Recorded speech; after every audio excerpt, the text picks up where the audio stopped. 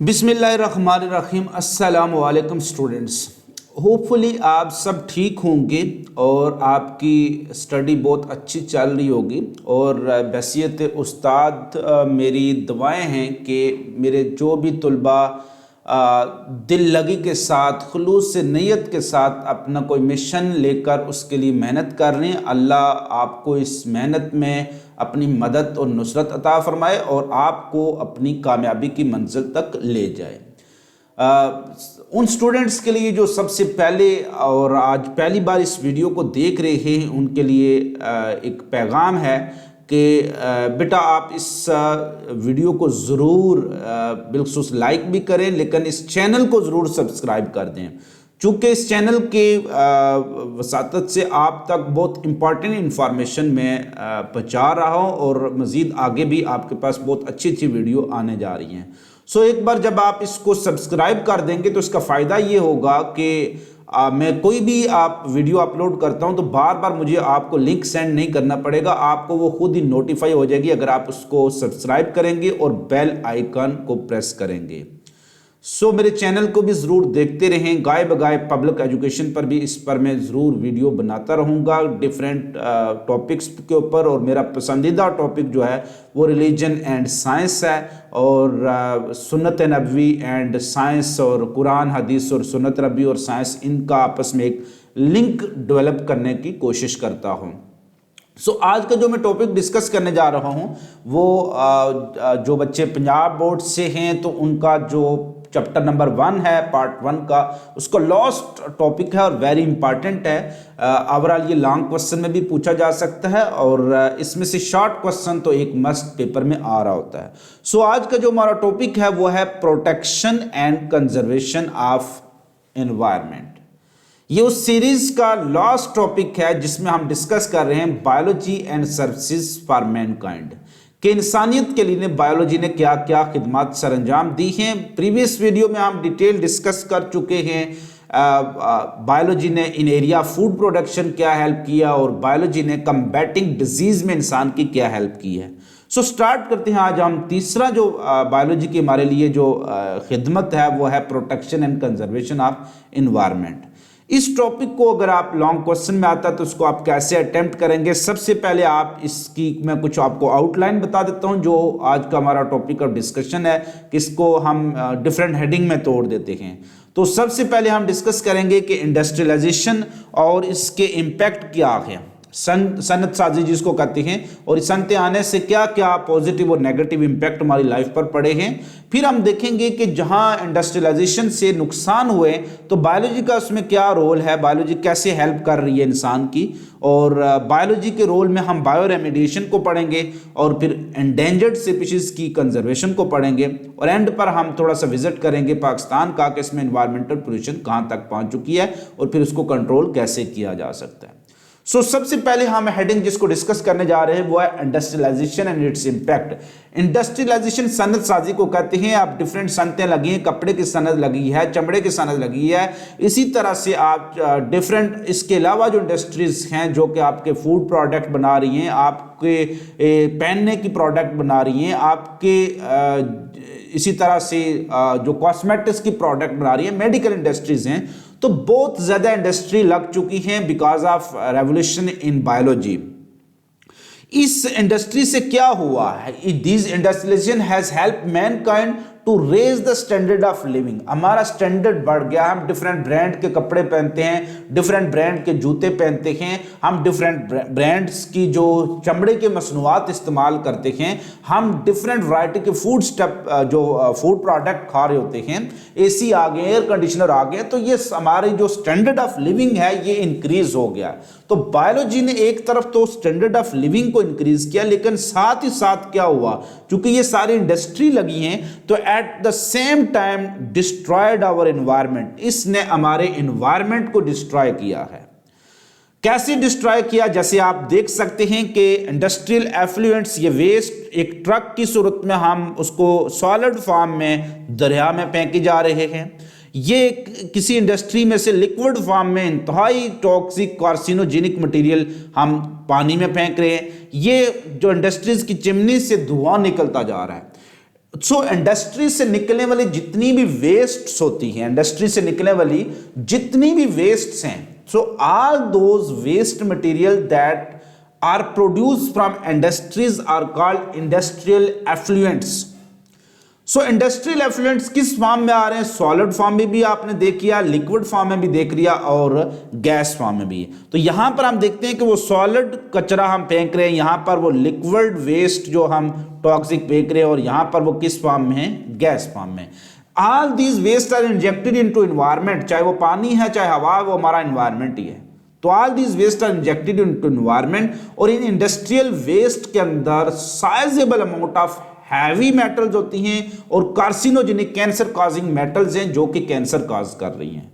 सो वो कहता है tons of industrial waste and effluents, industrial waste भी है और इसमें एफ्लुएंट्स जितने भी वेस्ट हैं सॉलिड फॉर्म में, liquid and gases are being injected into the environment by the industries. ये सारी इंडस्ट्रीज इसको एनवायरनमेंट में इंजेक्ट कर रही हैं या उसको फेंक रही हैं।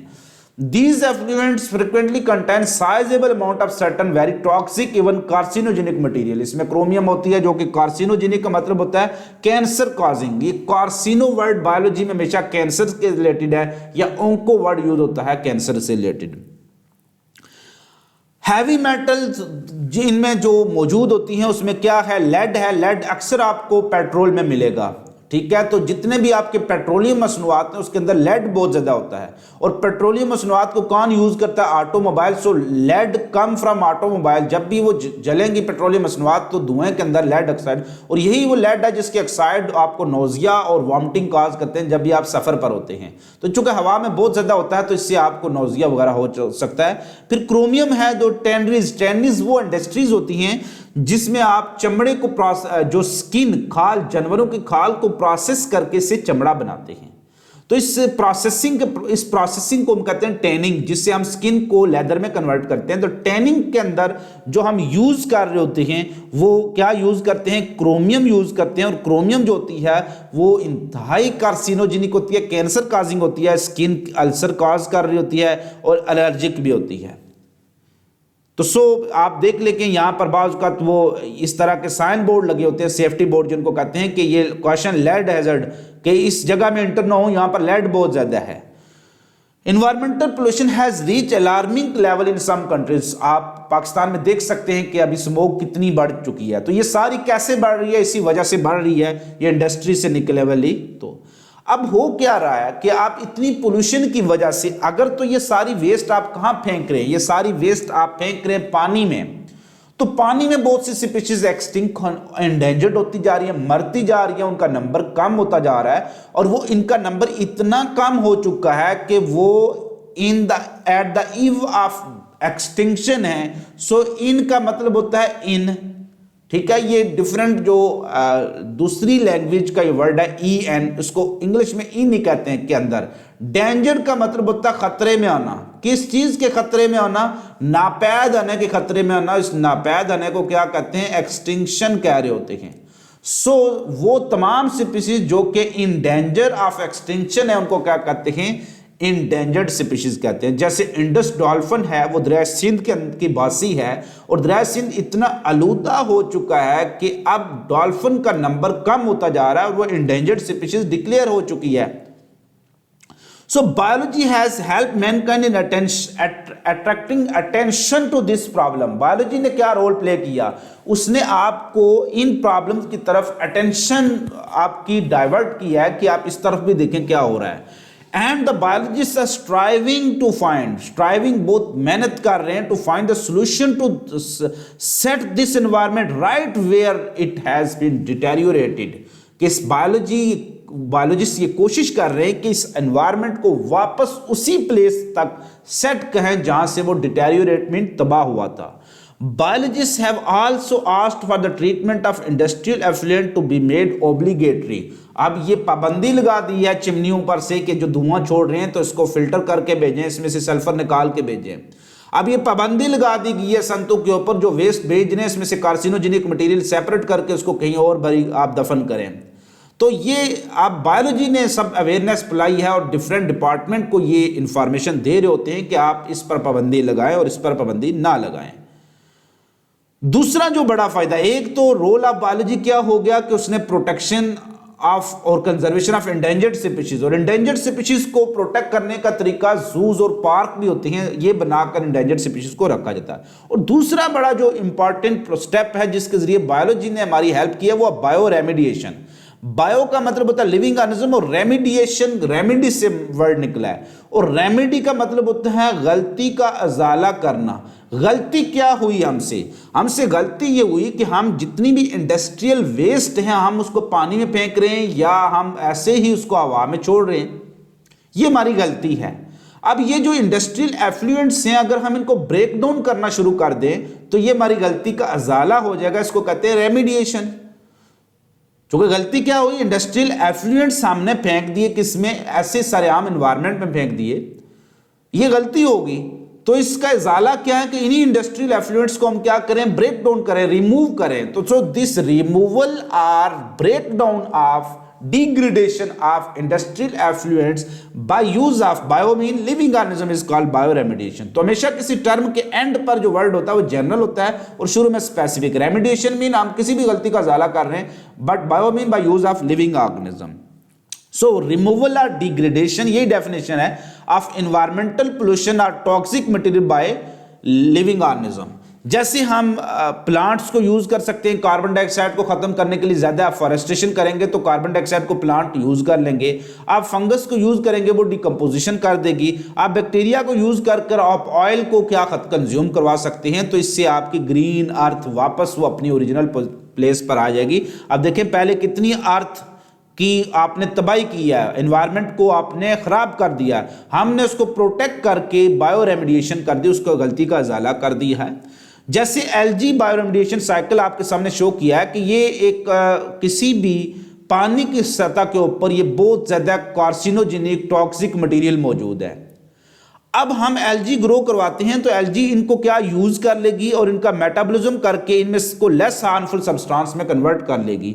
तो यही एग्जांपल है कि for example algae have been use found to reduce pollution of heavy metal.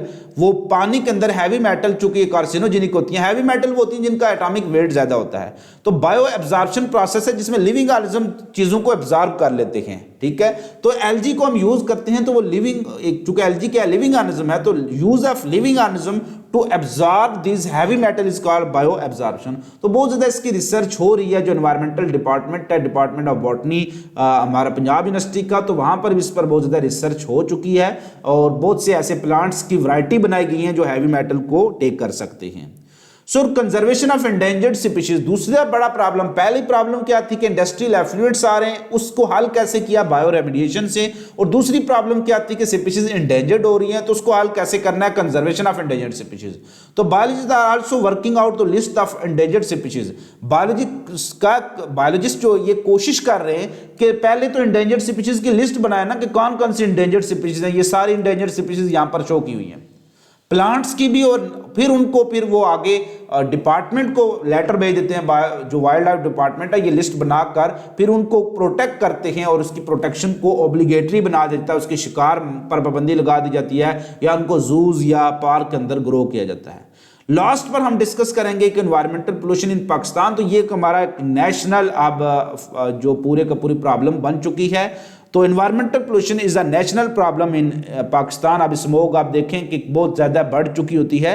Our river canals are highly polluted with mixing of city sewage. City sewage mean शहरों के अंदर जितना भी कूड़ा करकट है, हम लोग बहुत जो जाहिल हैं, तो मैं उनकी बात नहीं कर रहा हूँ, जो पढ़े लिखे वो भी यही काम कर रहे होते हैं। तो हम अपने माहौल को प्रोटेक्ट करने के लिए कोई काम नहीं कर रहे होते हैं। तो हम हर चीज़ को ऐसे ही हम जा रहे होते हैं ना, ऐसे बाइक पर या साइकिल, तो अपने साथ कूड़ा छापा रखा था, देखते हैं इधर उधर कोई नहीं दिखता तो नाले में फेंक देते हैं। थोड़ा सा यार क्या मतलब, आप पढ़े लिखे लोग हो, थोड़ा सा खुद भी तो आप देखो ना कि आप मुल्क के साथ क्या कर रहे हैं। तो हम ये सारी चीजें इंडस्ट्रियल वेस्ट और सिटी सेवेज किस में फेंक रहे हैं, दरियाओं में फेंक रहे हैं। Life in fresh water Pakistan is toward decline. Fresh water के अंदर सारी लाइफ डिक्लाइन हो चुकी है बिकॉज ऑफ दिस पोल्यूशन। जो fish population have been most adversely affected, सबसे ज्यादा जो प्रॉब्लम हुई है फिश पॉपुलेशन को ही है। सो कंट्रोल किया, we need to take protective measures as early as possible. और in cities exhaust from automobile is enormously adding lead into the atmosphere. तो इस एग्जॉस्ट को आप किसी तरह से इसके ऊपर फिल्टर लगा दें जो लेड को यूज कर लें या लेड को एब्जॉर्ब कर लें, तो इसको कंट्रोल करने की जरूरत है।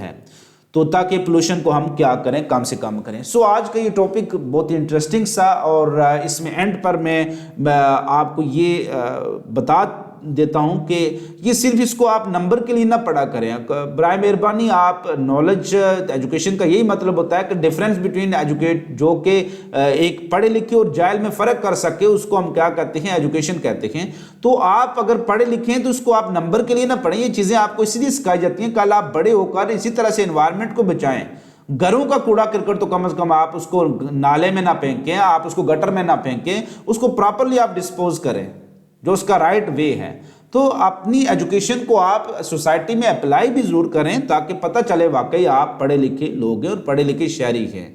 बैसियत शहरी आपके भी बहुत से फ़राइज़ हैं, जहां गवर्नमेंट के कुछ फ़राइज़ होते हैं, तो आप अपने कौन से फ़राइज़ पूरे कर रहे हैं। हम ही तो कूड़ा ऐसे नालों में फेंक के नालों को बंद कर रहे हैं ना। तो बराए मेहरबानी ऐसा काम ना किया करें। वीडियो को लाइक ज़रूर करें, शेयर करें, कमेंट करें और चैनल को सब्सक्राइब करना ना भूलिएगा, चूँकि आपको मेरी आने वाली वीडियोज़ पर वक्त मिल सकेंगी। अपना बहुत ज़्यादा ख्याल रखिएगा इस दुआ के साथ कि अल्लाह आपको कामयाब करे, और जो भी इंसान किसी दूसरे की भलाई के लिए सोच रहा है उसको इसकी मज़ीद तौफीक दे। अपना बहुत ज़्यादा ख्याल रखना, खुश रहिएगा, खुश रखिएगा, दुआ में याद रखिएगा। मिलेंगे एक छोटी सी ब्रेक के बाद। अल्लाह हाफिज़, अल्लाह नेगहबान।